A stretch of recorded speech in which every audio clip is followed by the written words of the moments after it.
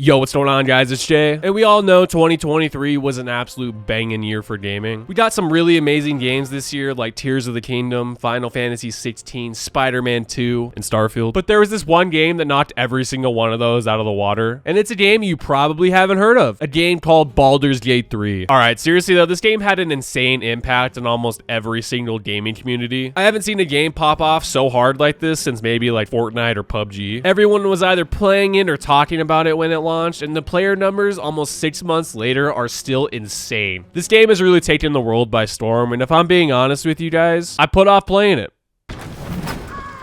Now, I would be lying if I said I wasn't interested in playing the game, but I kind of just kept pushing it off, which is kind of surprising because it really fits the criteria of a game that I would love. Well, everything except the turn-based combat. And don't get me wrong, I don't hate turn-based games, but I definitely have little experience with them. But now that the Game Awards are over and Baldur's Gate won Game of the Year and a bunch of other awards, I finally decided to pick it up on Steam and give it a whirl. And now that I've finally given into the FOMO, I gotta say, holy shit, man. I did not expect to love this game as much as I did. I just hit about 100 hours of game time, and I'm more than halfway through my second playthrough, and I don't have 100 hours just for the sake of this video. I've been hooked. Baldur's Gate 3 is easily one of the best games I have ever played, and I know that's not really that surprising. I mean, everyone and their mom knows that Baldur's Gate 3 is special, but coming from someone who's not huge on turn-based games, I loved every second of my time with this game. Now, that doesn't mean I had the easiest time playing Baldur's Gate. It was actually pretty funny how much I struggled with the combat. I died a lot, and some of the big boss fights where you're fighting like 20 enemies took me a lot of attempts and hours to beat. The turn-based combat here in Baldur's Gate is really in depth though. You gotta think about offense and defense, and you've got hundreds of different abilities at your disposal. There's a lot of variety and customization, especially when it comes to building your character and party out. There's so many ways you can build out each class, but it never felt too overwhelming. Even though I wasn't the biggest fan of turn-based combat going into Baldur's Gate, my opinion has changed drastically. The turn-based combat here is very, very satisfying. Each combat encounter makes you think and plan out each attack. Enemies have weaknesses, and your party's positioning really matters. Like if you have a rogue or a mage, obviously you want to make sure they have distance, but also try and get a height advantage. And it's little mechanics like these that make the strategic aspect of Baldur's Gate really rewarding. So when you finally beat an encounter you've been stuck on for hours, you actually feel good about yourself instead of feeling annoyed or frustrated. I think it also helps that the sound effects of all the spells and melee attacks feel super beefy and impactful. I loved spamming Eldritch Blast.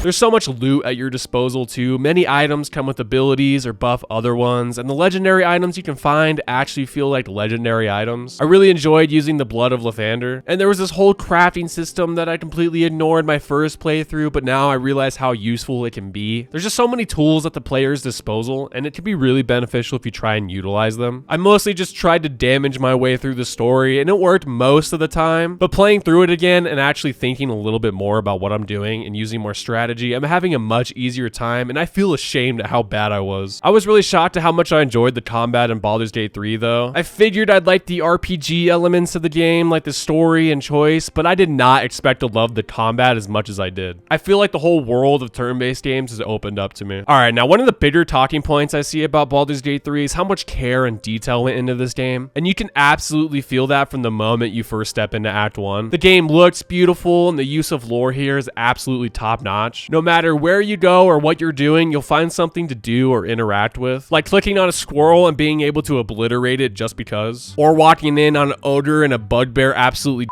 Hell, you can even play through the entire game, missing some of the bigger companions like Will or Karlach if you don't talk to people and explore. The attention to detail here is on a whole other level, and every aspect, either big or small, has some sort of purpose. Even the more pointless side quests don't feel like bloat. They can either reward you with loot, or they can tell a story and give you some solid backstory into the world. Another thing I gotta say is I'm not really familiar with the D&D lore at all. I was a little worried that I would be lost when it comes to Baldur's Gate's story since it draws heavily from it, and that wasn't the case really at all. In fact, the way they use the lore here is perfect for someone clueless like me. And if anything, it got me wanting to learn more and more about the world that Baldur's Gate is actually based in. The story here is really easy to follow and pick up on. Not that the story is uninspired by any means. The idea of being abducted by these Lovecraftian looking putting this worm in my brain and spending the entire game trying to get rid of it with my fellow worm-infested friends is a pretty wild story if you ask me. I think it really helps too that the characters here are beautifully written and voice acted. Literally the random NPCs that you can talk to on the streets are so beautifully voice acted, it's actually crazy. But the origin companions are what really shine here. By the end of my playthrough, I actually gave a shit about every single one of my companions, which is something I haven't experienced since probably like Mass Effect. I honestly didn't think any RPG could get me to care about characters as much as Mass Effect did. But surprise, surprise, Larian exceeded all my expectations. Gale is probably one of my favorite video game companions of all time. I mean, look at him. He's charming, he's funny, and most importantly, goddamn. We also got Shadow Mommy, Fire Mommy, my favorite psychopath vampire, Asterion.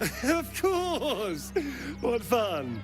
I'm going to fucking kill you. We got angsty royalty and the druid you can bear form. Every single companion is written so you can understand their motives and intentions and why they act the way they do. Each companion has their own personal quests that you'll end up wanting to complete because you actually want to see their stories through. Except Wulbren. All of that put into a legitimately compelling story with choice and consequences that can affect your entire playthrough. All these aspects really help bring the world to life. You can't really get invested into a game if the characters are terribly written and voice acted. We all remember Forspoken. I just move shit with my mind.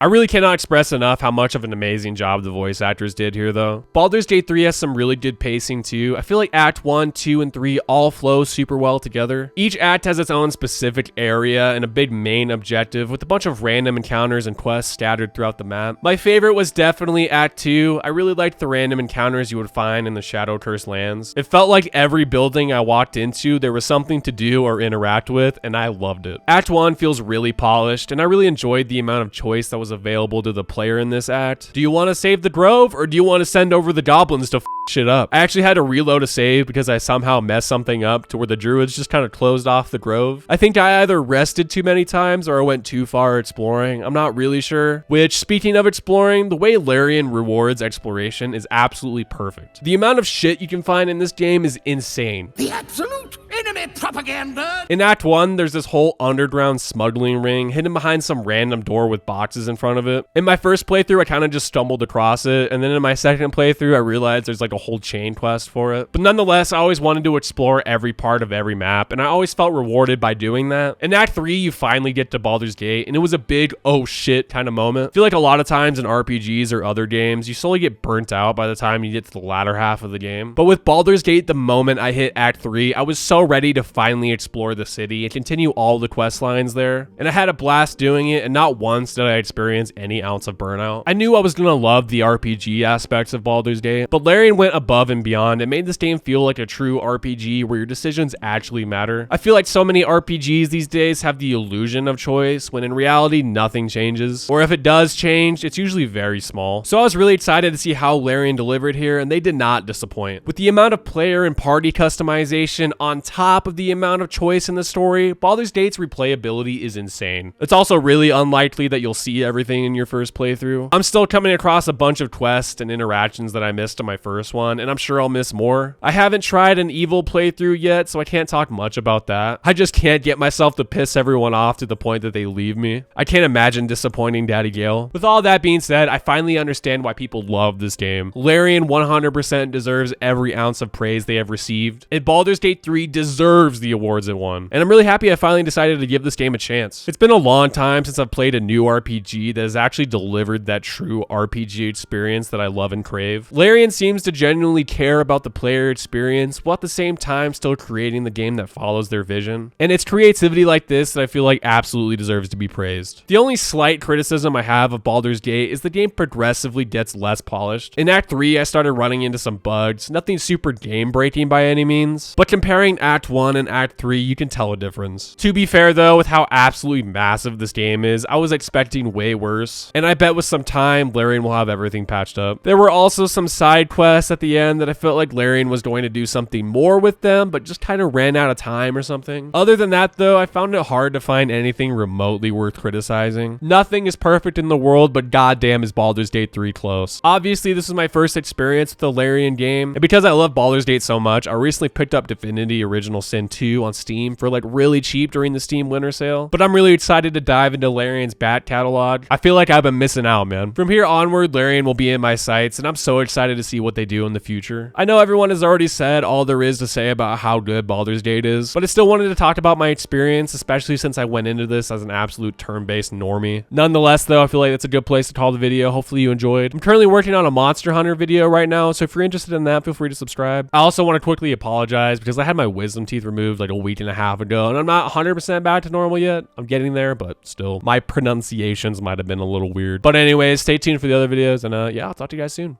Peace.